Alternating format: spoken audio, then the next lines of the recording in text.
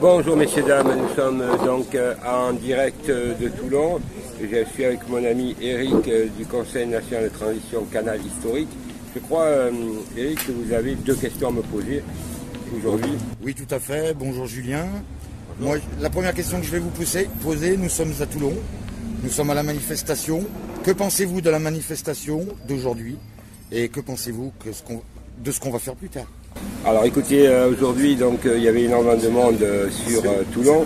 Je pense à peu près 20-25 000 personnes, énorme. Bien entendu, la presse va nous dire qu'on n'était que 5 000, ce qui est faux. Bon, je suis quelqu'un de très objectif, donc j'ai rencontré énormément de monde, puisque à Toulon, effectivement, je viens souvent, et les gens par rapport aux vidéos que je fais, mais surtout les vérités que je dis, donc automatiquement me posent des questions. Donc sachez que demain, dimanche, une grande réunion de les oppositions du Sud se tiendra donc à Toulon, à la plage où il y a le Lido. Donc c'est vraiment les forces vives qui ont décidé de répondre à la question, plutôt la réponse, ce que j'ai voulu plutôt, on va dire, à ce que j'ai proposé. Ça veut dire que Paris est bloqué, la France libérée, je crois que le message est clair. Les manifestations aujourd'hui, c'est bien, mais maintenant c'est Paris bloqué, ils réagissent, Paris n'a plus à manger, bloquer les accès de Paris, c'est aussi Paris bloqué, donc ils n'ont plus rien à manger. Vous savez, c'est ceux qui nous empêchent de manger et qui enlèvent des salaires à des pauvres gens qui ont travaillé toute leur vie et qui aujourd'hui n'ont plus de salaire. Donc ces gens-là ne mangent plus, n'ont plus rien à l'assiette, et je suis bien placé pour ça, le savoir, parce que je représente en tant que juriste des centaines de personnes. Donc voilà, aujourd'hui il faut leur répondre comme ça. Je crois que vous avez une deuxième question. Oui, tout à fait. Ma deuxième question, elle sera au sujet de Castafiore, parce que je l'appelle Castafiore, oui. Castex. Que pensez-vous de ces déclarations dernières qu'il a faites, s'il vous plaît, monsieur Julien? Merci. Donc monsieur Castex, avec son petit toutou, monsieur Véran, franc-maçon, toute la clique, ce monsieur nous annonce qu'il enlève des restrictions. Alors, très étrangement, il y a une semaine, il pointe du doigt les gens qui ne sont pas vaccinés, donc je voudrais dire que je suis vacciné, donc je défends les non-vaccinés et la liberté d'expression. Et le droit, je tiens quand même à rappeler que ceux qui ne se vaccinent pas, il n'y a pas de loi qui les oblige. Donc ils sont dans la loi et légal. Donc ces messieurs vont avoir une réponse auprès de la Cour pénale internationale, puisque je dépose plainte auprès de la Cour pénale internationale, vous le savez beaucoup, mais passez le message, donc ça sera sur le site www.juristconcept, juristconcept.fr, et là vous allez avoir accès dans une quinzaine de jours à vraiment une plainte avec les arguments, puisque je suis reconnu pour les faire trembler et avoir gagné des gros procès contre notamment l'État monégasque, mais aussi des magistrats en France. Et il est temps vraiment de mettre un terme, parce que c'est vraiment un crime contre l'humanité, et cela pourrait être aussi un génocide.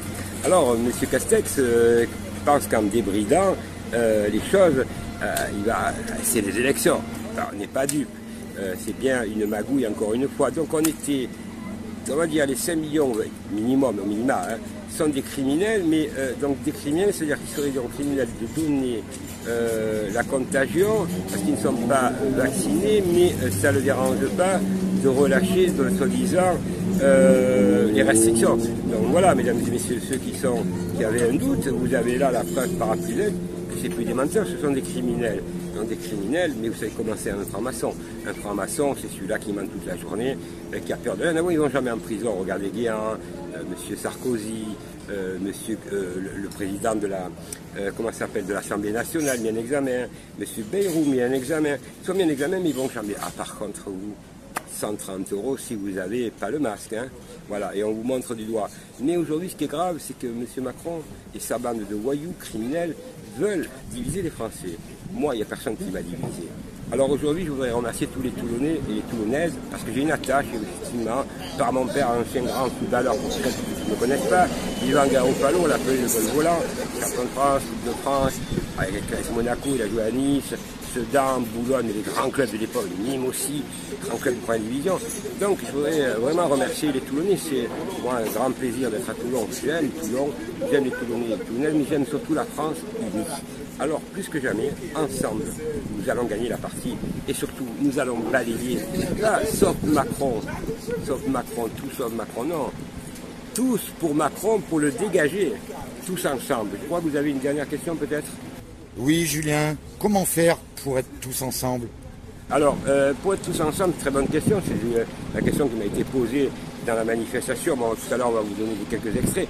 Il faut dire que tous les petits groupes qui font des manifestations, comme comment il s'appelle celui-là de la droite, merde, j'ai oublié son nom. Philippot. Philippot, par exemple, à Paris, que je connais puisque je l'ai rencontré, j'ai fait une vidéo avec lui. Il l'avait déjà dit, vous voulez faire sa manifestation lui tout seul, 4-5 à Paris. Arrêtez de faire ces manifestations individuellement.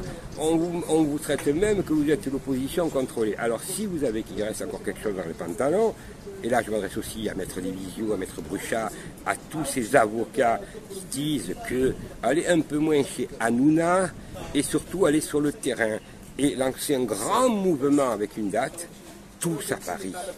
Paris bloqué, la France libérée. Vous voyez Monsieur Macron, vous allez avoir des comptes à rendre, mais à la Cour pénale internationale. Et croyez bien que quand je fais une plainte auprès de la Cour pénale internationale, elle sera prise.